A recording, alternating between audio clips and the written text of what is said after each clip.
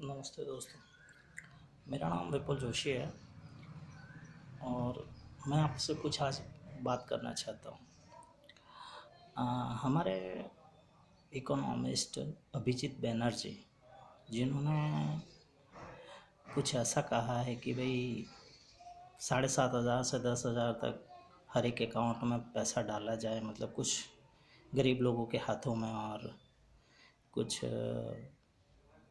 लोग कक्षा के लेवल के गरीब लोगों के हाथ में, मतलब इस तरह से उनकी बातें कुछ हद तक सच है।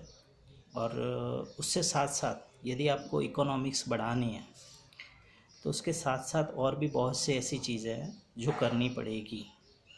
यदि हम लोग नहीं करते हैं तो हमें बहुत नुकसान हो सकता है। उसके साथ साथ कुछ गवर्नमेंट सेक्टर ने या फिर किसी और ने, कुछ लोगों ने ये भी बताया कि भाई उसके साथ साथ मतलब कुछ बिजनेसमैन के अकाउंट्स, बिजनेसमैन को कुछ पैसा दिया जाए। वो भी बात सच है, मैं उससे सहमत हूँ। लेकिन उसके साथ साथ और भी बहुत सी चीज़ें ऐसी हैं जो हमें करनी पड़ेगी। तो मैं कुछ ऐसे पॉइंट्स आपके सामने रखना चाहता हूँ जिससे शायद आपको फ़ायदा हो। मेरा पहला पॉइंट है कि जो अभिजीत बैनर्जी ने बताया कि हर एक अकाउंट में 7,500 से 10,000 तक उनके अकाउंट्स में पैसे दिए जाएं, बात उनकी सच है। क्योंकि उससे क्या होगा कि हमारी इकोनॉमीज़ की डिमांड, मतलब जो मार्केट में कमी आई है, जो डिमांड कम हुई है, उससे 100% डिमांड बढ़ेगी। लेकिन वो पैसा लो मिडिल क्लास और गरीब लोगों के पास जाना चाहिए। यदि किसी पैसे वालों के पास गया तो उसका कोई फ़ायदा होने वाला नहीं है। दूसरा पॉइंट है जीएसटी टॉपिक। जीएसटी में कुछ ऐसी बातें हैं जो मैं आपसे आज क्लियर करना चाहता हूँ। जीएसटी टैक्स जो हम लोग चुकाते हैं उससे थोड़ी सी राहत मिल जाए, मतलब जैसे कि आप समझ लो कि जो टैक्स है उससे आधा मिल जाए, जिससे क्या होगा कि एंड यूज़र के पास थोड़ा सा पैसा बचेगा।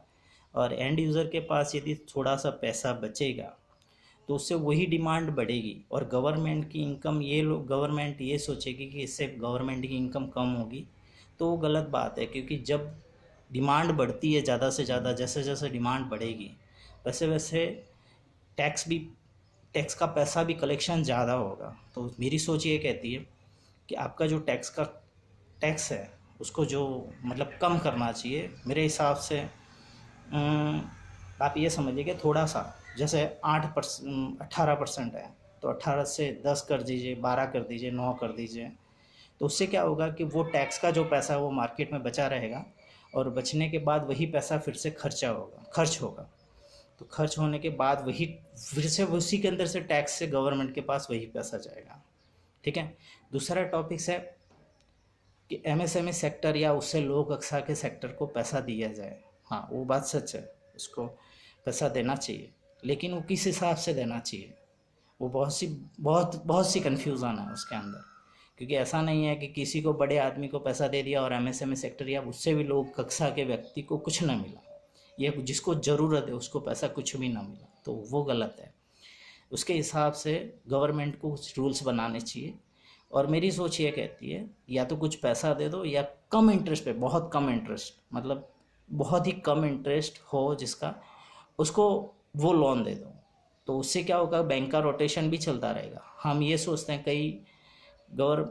कई लोग ये बोलते हैं कि भाई पूरा पैसा लोन पूरी की पूरी दे देनी चाहिए बिना इंटरेस्ट पे।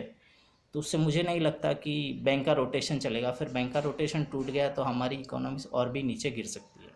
और बैंक का रोटेशन टूटता है तो बहुत नुकसान होने जाता है, जैसे आपको पता ही है बैंक का क्या हाल है। चौथा टॉपिक है कारीगर और मज़दूर।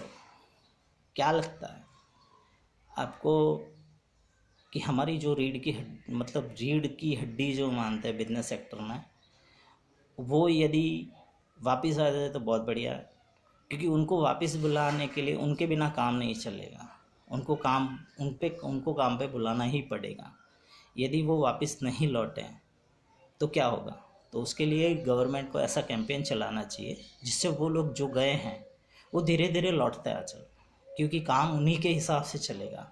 क्योंकि हम ये सोच के चले कि अकेला मालिक लोगों को पैसा देने से या फिर जीएसटी कम करने से या और कुछ करने से अकेला वो काम कर लेगा, तो ऐसा नहीं होगा। या डिमांड पैदा मार्केट में हो जाए, लेकिन जो बनाने वाला चीज़ है वो बनाएगा नहीं या उससे काम नहीं चलेगा, तो कुछ होने वाला नहीं है।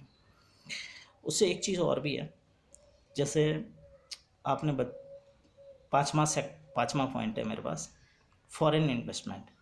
मतलब कुछ गवर्नमेंट्स ये बोलती है कि भाई मतलब कुछ कंपनियां इंडिया में इन्वेस्ट हो जाए या इंडिया में इन्वेस्ट आने लगी है, या तो बहुत अच्छी बात है, मैं मानता हूँ उससे बहुत इंडिया को बहुत फ़ायदा होगा। लेकिन इसे आप ये समझ लीजिए कि उससे बेनिफिट और ज़्यादा कंपनी आ जाए, बहुत कंपनियाँ आ जाए इंडिया के अंदर, तो उससे बहुत फ़ायदा होगा इंडिया को। लेकिन उसके लिए हमें क्या करना पड़ेगा?